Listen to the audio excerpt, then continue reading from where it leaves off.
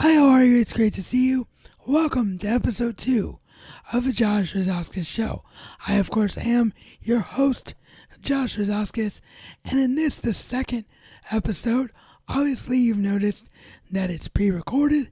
The reason I decided to go that route for the time being is because my computer right now is just not where I want it in terms of power, and when I tried to do a 1080p live stream with the first show, you notice that annoying visual jarriness that happened, and it just was not fun for you guys to see and not fun for me to see upon the replay. So for now, we're going to do pre-recorded episodes, but that doesn't mean that fan interaction and fan feedback or viewer interaction, viewer feedback, however you want to call yourselves out there, my generous audience, that your participation in the show is going away. Because I want you to feel free. You're going to see my social media on overlays at the bottom of the screen throughout this episode. I want you to feel free to hit me up on all of that social media and ask me anything you want, suggest anything you want for future topics of the show so that your interaction can be maintained. I'm also going to set up a new email address, still switching over in that regard from Razman's Reality because there were so many things tied to it. So I'm just going to get a separate email for this show and leave my main email address alone, of course, that's already sorted through my YouTube and all of that. So that will be ready by next show. But yeah, I just wanted you all to be aware of the fact that even though, for the time being, this is a pre-recorded program, I am not cutting you out as far as interaction goes. If anything, I'm hoping this will make it a little easier for the time being, because the other thing I noticed upon doing the first episode was that, and this is something I'm very grateful for, that my audience is very spread out. You all aren't just in one place or one time zone, and what that means is there's not really a good spot to do a live stream right now because it's going to be a different point in time when everyone can view the video. So by doing pre-recorded, we're just going to have this out there in the YouTube-verse, if you will, and everyone can check it out when they're able to check it out. As my equipment improves and as I start to get a better hold on the different time zones, hopefully we can live stream in the future. And one other real quick thing off the top of this episode, I do want to mention the red mark on my nose. That is coming from pressure on my left nose piece right now in my glasses. There's not much I can do about it, so please just bear with me. Hopefully it's not too distracting. I'm also going to be attempting to do this as is if we're live, meaning that I'm attempting to have as few cuts as possible. I know there was one right there, but you all don't want to hear me cough into the microphone. I don't want to blow out your eardrums, so that's why you saw that one. But I'm going to try and do, other than adding the overlay that we mentioned with my social media, I'm going to try and do as little editing as possible just to keep the same type of feel to the program. Of course, graphics and things, as I mentioned, will improve over time, but everything else will be treated as though this was a live show, just in a pre-recorded state. So, you may have noticed the red spot on my nose. I'm getting some pressure from my glasses right now. Hopefully I will be able to get that fixed sooner rather than later, and hopefully it's not too distracting. Also want to apologize for there being a few days between episodes. I just was trying to figure out how to get a handle on what for sure I wanted to do with the show that I just talked about just now.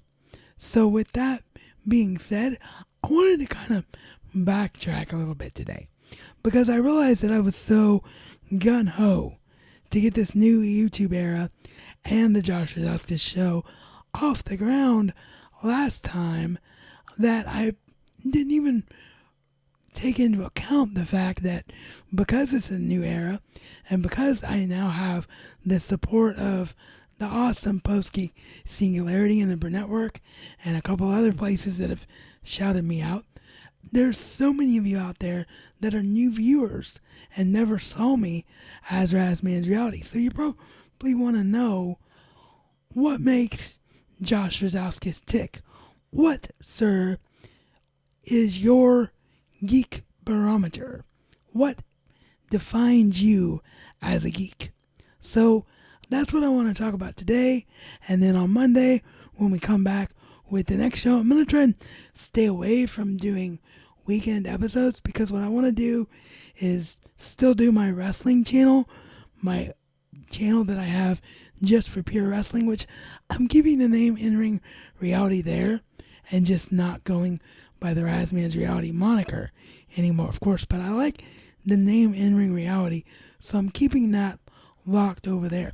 But I'm going to turn that into a weekly wrestling wrap-up show, much the way it started out when it was just an audio podcast. But I need the weekends open for that, at least one day on the weekend. And then, of course, you just want one day just to chill out and think about what you're doing for the rest of the week.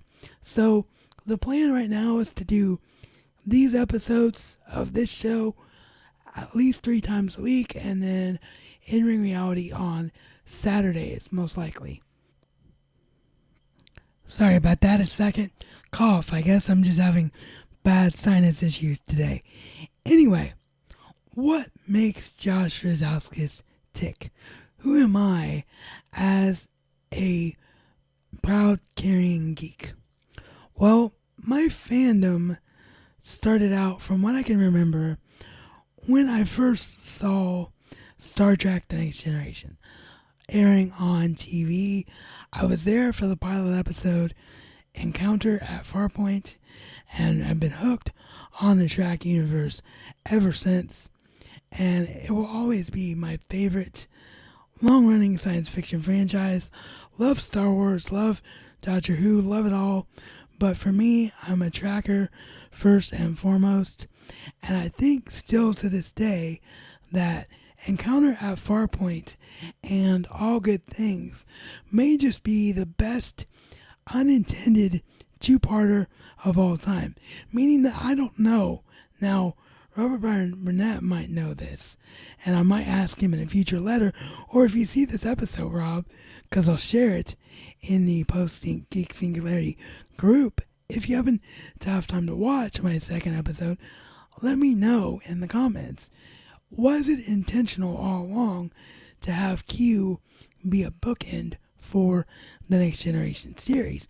Because the way that I took it as a viewer was they were trying out this new character, trying to establish how different this version of the future for Next Generation would be from the original series future, which was something I wouldn't have known at the time, and I'll get into that more in a minute. But in subsequent viewings, I kind of took it that way, like they were trying out this new character, trying to establish this new future, and then it just sort of really clicked with the cast and with John Delancey and Patrick Stewart in particular, and Q just kept going back and back and back, and that's why they were able to have All Good Things be a mirror wrap-up to Encounter at Farpoint.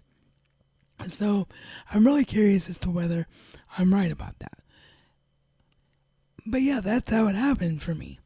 I became who I am today as a film buff and a TV buff when I saw Star Trek The Next Generation. My dad sent me down and he told me about this show, Star Trek, that he loved when he was my age growing up, and that they were going to bring back a new Star Trek, and he wanted me to watch the new Star Trek with him and see what it was all about. And ironically, I'm a far bigger Star Trek fan now through my life than he ever will be, because he hated the Kelvinverse, and I don't like the Kelvinverse either. But once the Kelvinverse happened, or the JJ verse, or the Kelvin timeline, however you want to put it, once that happened, my dad was like, nope, I'm done with Star Trek. And he may have had the right idea, but that doesn't keep me from still being able to enjoy everything about Star Trek that I love and going back and revisiting it all the time. I still revisit Star Trek The Next Generation to this day. Literally just finished a rewatch of season 1 of Next Gen, which I had to do on Netflix because I accidentally forgot to, back in the day, send away for a replacement disc because I have the first run of The Next Generation season 1, and that is the one, of course, with audio issues. So I wasn't able to watch the Blu-ray through the second time around because it was the first time watching the Blu-ray set of season 1 where I had a surround sound capability, and it just became too freaking distracting in a number of episodes, so I had to resort to Netflix. But don't worry, Rob, if you're watching, I still, of course, went back and checked out the special features again, the documentaries that you had the pleasure of working on. But yeah, I had to resort to Netflix this time, so hopefully I will be able to get a replacement for that set very, very soon, because as long as there's physical media, you see it all around me. I'm a physical media guy. Do I love streaming? Absolutely. I spend about $100 on streaming every month. Who doesn't love streaming? And that doesn't even count the advanced 3-year deal that I took advantage of for Disney Plus, because I sure as heck wasn't missing out on that. And especially for me, physically having cerebral palsy, streaming is an absolute necessity for me most of the time, because if I'm out of my wheelchair and I decide to go from one thing to another, my disc isn't there to allow me to go from one thing to another. So I'm not anti-streaming at all. I don't know what I would do as a wrestling fan without the WWE Network. I love everything about streaming and the convenience and the awesomeness of this day and age we're living in. But until the day comes when all of the classic special features that I love, all the great commentaries that I love, and just the overall pure, unfiltered, uncompressed beauty that disc offers can come through streaming, I will never ever stop collecting physical media. And even when physical media dies and becomes so much of a niche thing, as it unfortunately is on its way to being, I still will have all this beautiful physical media that I already own, and that will not change.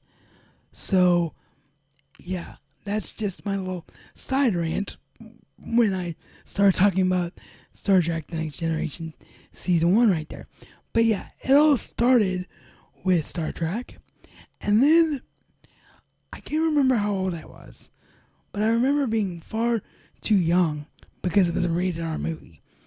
But I saw the Ridley Scott classic with Harrison Ford, Decker himself, and of course I'm talking about Blade Runner, the awesome film based loosely on Philip K. Dick's Do Androids Dream of Electric Sheep. And way back in the day, something like 10 years ago, before this revamp and reinvigoration that I've gone through as Razman's Reality, I did a series of videos called Life Changers in Film and Television Blade Runner. That was back when there was like a 10-minute time limit when you made videos. And I think it's like a 4 or 5-part series. And even though this is a new era and a new beginning for me, I'm proud of everything I did before. And so that stuff is still on the channel. So if you want to know more about that, you can go back and check out those old videos of mine. And I probably will do some stuff on Blade Runner in the future, because Blade Runner for me was that moment when I was like, man, everything I love about Star Trek The Next Generation, that caused me to, of course, go back and get to know the original series, watch Deep Space Nine simultaneously with Next Generation when Deep Space Nine was a thing, watch Voyager, not like it very much. That was on the big screen with Blade Runner. I had no idea that a sci-fi epic movie like Blade Runner, and I could get the same feel and same effect that I got from Star Trek in a movie existed. So for me, I was all about that film, and that had an impact on me to this day. And then, of course, as I mentioned, the other Star Trek series, the Star Trek movies that came after. I'm like most everyone else. It's all about the even films for me, and everything else in between. While I like it, it's not that great in terms of the original crew. But you can't be a geek without Star Wars. I remember the first time I saw the Ewoks and Vader and that world, I was like, man, this is a sight to behold as well. And I've always been and always will be a card-carrying Jedi and Sith lover, and I am not of the belief that you have to either be a Star Trek fan or a Star Wars fan by any stretch of the imagination. I should have never said something about trying to do this in one take. That time it was my mom's iPad going off in the background, which I forgot to mute.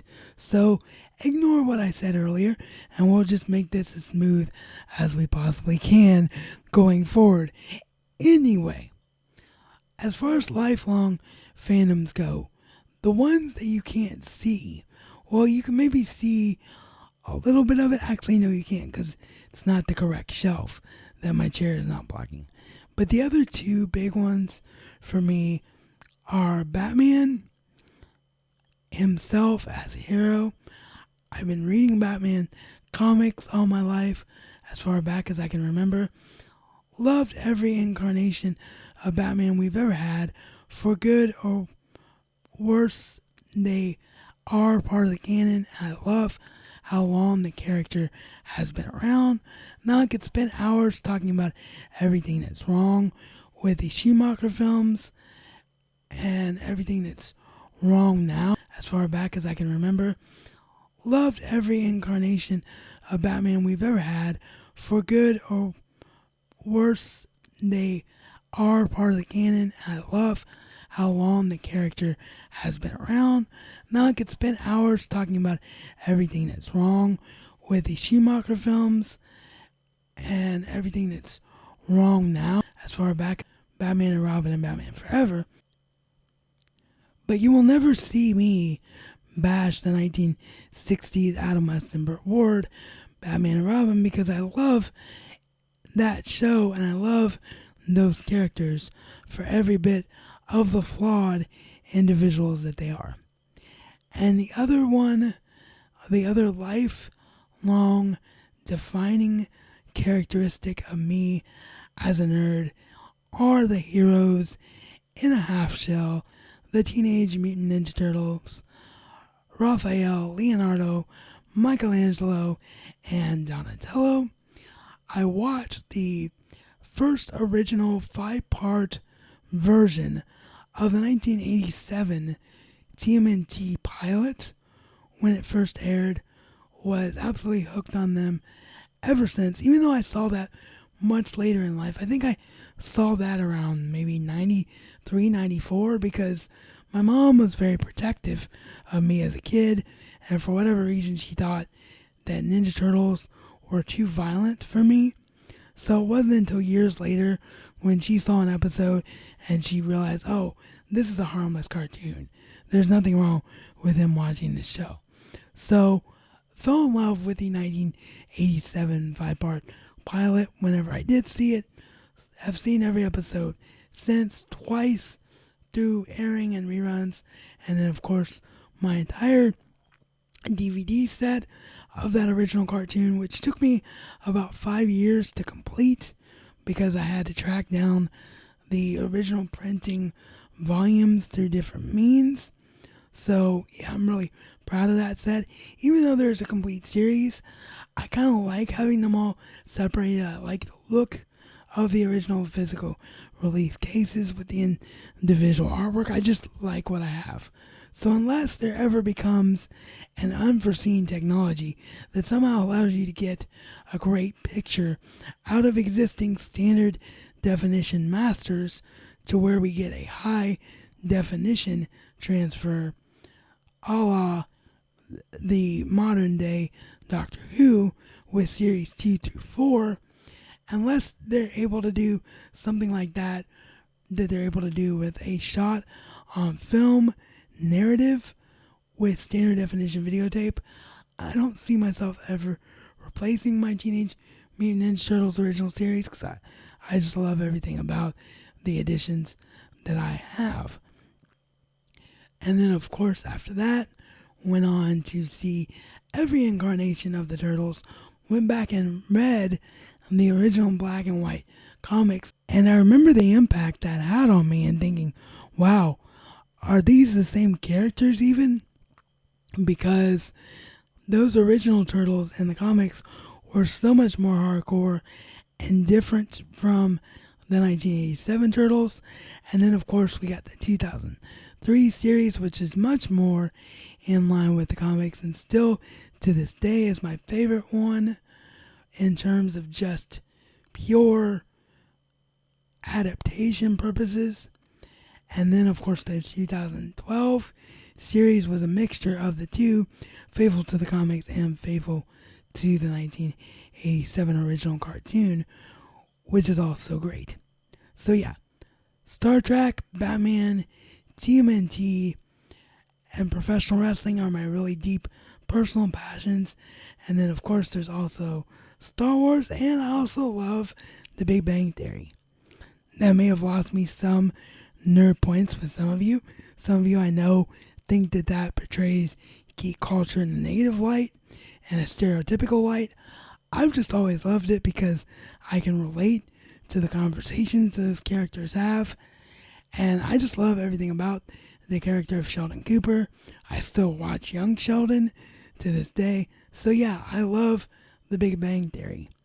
And of course, I can't get out of here without talking about Harry Potter. Because Harry Potter was my Star Wars. It was my thing where I first had the experience of being a part of something from the first day of its run all the way through it. I saw Harry Potter and the Philosopher's Stone. Yes, my fellow Americans, it is the Philosopher's Stone. Saw that on HBO at my Aunt Violet's house a couple of months after its theatrical run, and I never stopped being a big fan of the series. Since then, I got all of the books on pre-order the first day they were released. I saw all the films in theaters, including one time when I saw the second film, Harry Potter and the Chamber of Secrets, all by myself in a now non-existent theater here in town, to the point where back in the day, before things were digital and they actually saved the film print and didn't run it if no one was in the cinema, I had the film just play and just run for me on its own without any previews in front of it, and almost over the showtime because the projectionist actually fell asleep up in the projection booth thinking that no one was downstairs. And the reason I know that is because I went and asked the manager about that weird movie experience that I just had, and he told me, yeah, we didn't realize you were in there. So that's a great funny little anecdote I will always have about Harry Potter and the Chamber of Secrets. But yeah, I've seen the Potter films countless times. I own the definitive edition, the Hogwarts Collection edition, with all of the definitive special features on Blu-ray. If they ever release that edition on 4K, whenever I get 4K, I will upgrade it again. It's now currently my third time owning Harry Potter. if you count owning the first four films on DVD before Blu-ray became a thing. And I really like the Fantastic Beasts films, although those are a whole different animal because they do have a lot of problems in them, and that perhaps is for another future discussion. But yeah, I think that covers everything that sort of defines me as the geek-loving geek that I am. It is Star Trek, Batman, Teenage Mutant Ninja Turtles, Blade Runner, wrestling, and Harry Potter are my definitive defining characteristic. And then of course there are so many other things that define me as a person growing up and as time goes on. The show The Secret World of Alex Mack, for example, I at one point was going through every episode of that series and breaking them down and reviewing them. I would like to maybe eventually get back to that someday if I can find the time, but it's so much work to do videos like that. But I have some ideas about how to go forward with that, so I might go back to it. I might start doing Star Trek solo videos as a side project to the Josh Razauskas show. I have an idea about what I open the show with, about Encounter at Farpoint and All Good Things being the best unintentional two-parter bookend of all time. I have an idea about deep diving into both of those episodes and talking about what that makes that tick. So that may be a future episode. I'm just not going to stop, because the reason I'm doing this is because I love film and I love television and I'm passionate about all things geek. So I thank you for joining me here today, and thank you for hopefully joining me going forward, and for all of your encouragement and support. And I will leave you today with this. As Batman Begins reminds us, it is not who we are, but what we do that defines us. So make the choice to go out and do something great today and make it so.